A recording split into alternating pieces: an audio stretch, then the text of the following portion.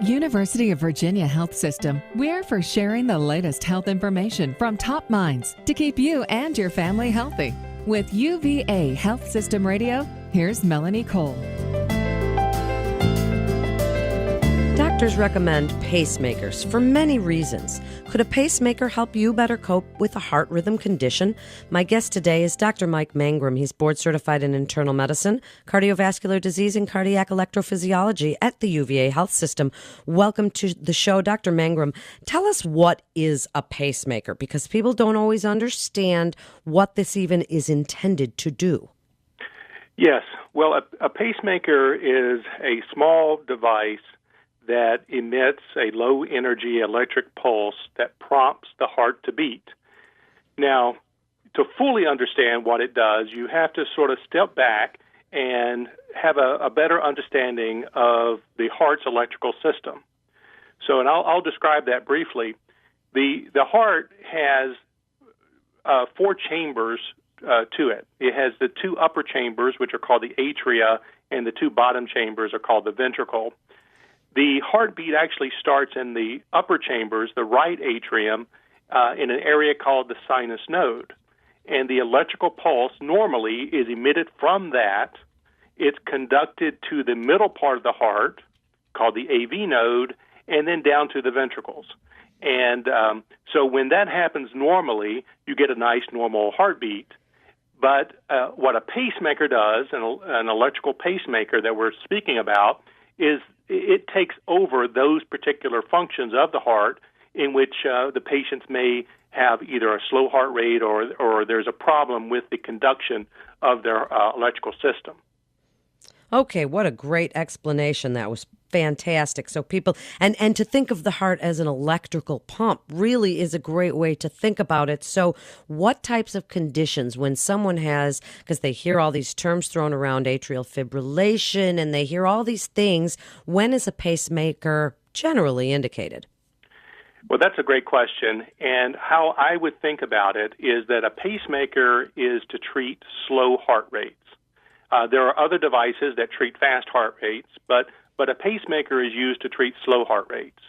And when I talked about the different components of the heart's electrical system, the pacemaker really is indicated for three reasons. The first reason is when the electrical impulse fails to trigger.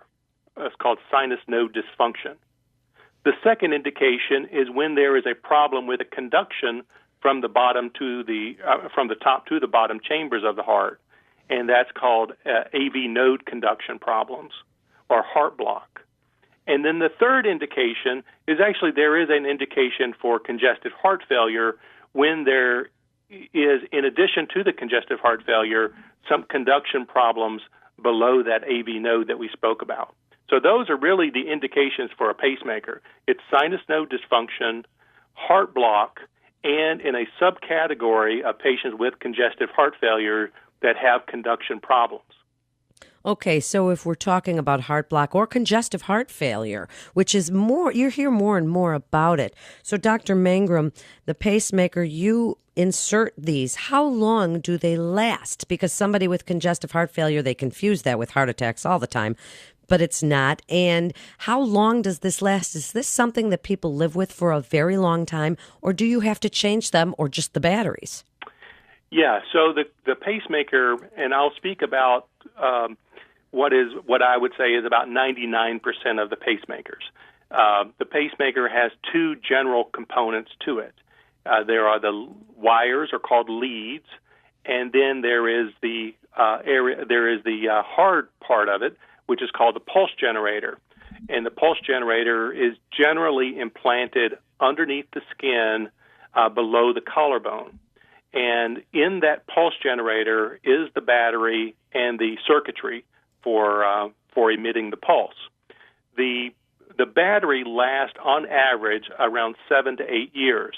Now, there are some patients that it may last 10 or even 15 years. It depends a little bit on the usage of it. But what would happen after that period of time is that area would have to be opened back up underneath the skin, and that pulse generator would be removed and a new one placed back in there. The wires or the leads would be retained in the heart, and it's just a matter of replacing that pulse generator. Now, I said that represents about 99% of the pacemakers. What I just wanted to mention is that there is a evolving pacemaker called a leadless pacemaker, and I think as time goes on, we will see more and more of these. But these are implanted by way of a large vessel in the leg and actually inserted into the heart muscle itself, and then everything is removed. So there's only a very small piece that is implanted inside of the heart. That's that's about the size of a bullet, and that stays inside the heart. And in that, it has all the circuitry and battery, and everything is in there. How cool is that? That is absolutely fascinating. So, Dr. Mangrum, let's bust up a few myths about pacemakers. People have always heard if they have a pacemaker, they can't use a microwave oven, they can't use, cell phones, they might set off something at the airport. And what about exercise in pacemakers? If it's meant to maintain the pace of the heart, what if your heartbeat goes up because you're exercising? So answer some of those. Yeah, so most people with a pacemaker, in fact, with a pacemaker, you would live your normal life.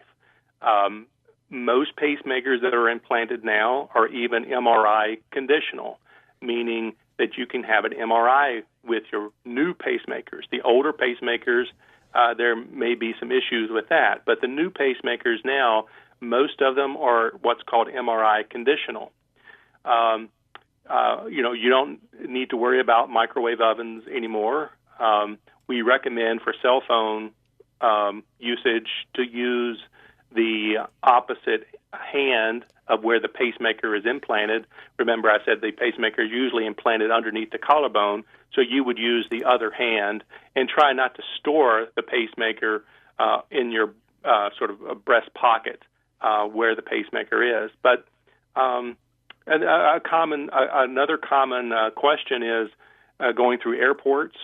What you would do is you would show the security there before the scans that you have a pacemaker. The body scans are okay for the pacemakers. The ones that are detecting metal, you would tell the security people that you have a pacemaker, and they will search you manually. That's so cool. Now, it would seem that pacemakers, because they're helping that slow pumping of the blood and helping to maintain a good normal sinus rhythm, do they strengthen the heart, Dr. Mangrum? Do they help in someone maybe with congestive heart failure? Can they actually help to not necessarily reverse, but maybe help a little bit with the strengthening of some of those nodes? Yeah. If you have conduction problems and congestive heart failure, then a special type of the pacemaker is called a biventricular pacemaker, or a CRT, which stands for cardiac resynchronization therapy. It's a pacemaker that has 3 leads to it. A pacemaker can have 1 lead, 2 lead, or 3 leads. In this particular one, you would have 3 leads. And in about 70% of patients who have heart failure with this conduction problem, and this conduction problem is called bundle branch block, about 70% of those patients will have a significant improvement in function, in their heart function, not only their heart function, but also in their function in terms of their being able to ambulate, walk around, less shortness of breath, and that sort of thing. In just the last few minutes, Dr. Mangrum, and it's such really great information and so beautifully put, why should patients come to UVA for treatment of their heart rhythm disorders, and give your best advice for people that are suffering from these? Well, I'll tell you, the University of Virginia established the first heart rhythm center in the state of Virginia, and this was in 1981. And over the years, UVA has been at the forefront of technologies, both with slow heart rates and fast heart rates, a very comprehensive group of physicians. We have 7 adult electrophysiologist, which are the doctors that really focus on the heart's electrical system, and one pediatric electrophysiologist. So I would say we have a lot of experience.